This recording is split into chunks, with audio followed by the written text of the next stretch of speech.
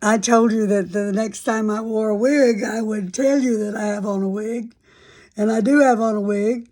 And I have used a little comb to pull my own hair out in the front and kind of back comb it with mine and with the wig and spray it. And, it's not perfect, but you don't want me to be perfect anyway.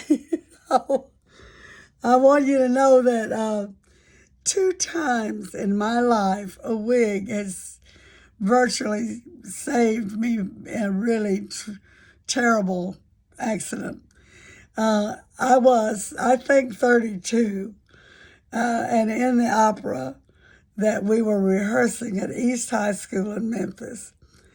And I left after my part had been rehearsed. It was night. I had on a fur-lined, a wool, fuzzy line, not fur, leather coat. And I had pushed up the left sleeve for some reason. And I had on a wig. And we were, wearing part of our costume. So I went to what I thought was an exit door, and I opened it, and there was a yellow light sign that said exit. And it was dark, but I thought, well, it's just a straight shot to that sign. I can do that in the dark. It looked like it was about 6 or 8 feet to the door. And unbeknownst to me, I was on the second floor.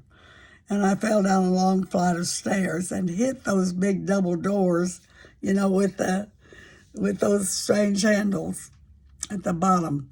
Well, this wrist broke, and it is still suffering from that, arthritic-wise. And the doctor said, had I not had on that leather coat and the wig, that I would have been in a real, real mess. The leather coat protected my legs and hips, and the wig protected my head. And then another time, we were in the car, and we were coming back from Brownsville to Ripley, and a mule stepped out into the road, and my husband didn't see it till the last minute, of course, and he stopped. The mule actually hit us, and my head hit the windshield. And again, I had on a wig. So God has been good with wigs to me. And yesterday, when I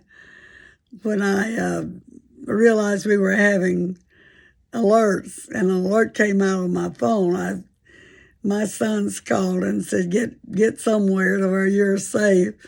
So in my dressing room, there is a closet, and that dressing room is on the lower floor of my house, and it has no windows and no access to the outside. So I went in the dressing room and knew that I could get in the closet behind the clothes. If I had gotten on the floor, I probably could not have gotten up.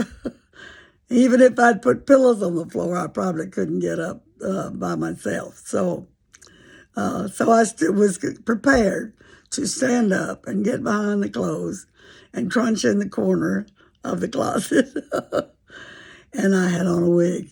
I put on a wig because they say that flying debris is the thing about hurricanes and tornadoes that is the problem. It is not necessarily that you're going to be crunched from the top, but you can get hit with flying debris.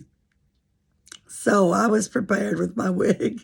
And I also had a closet full of hats. I could have put several of those on to protect my head, and clothes. I had soft, fuzzy clothes that would cover me and protect me too. Anyway, I didn't have to do that.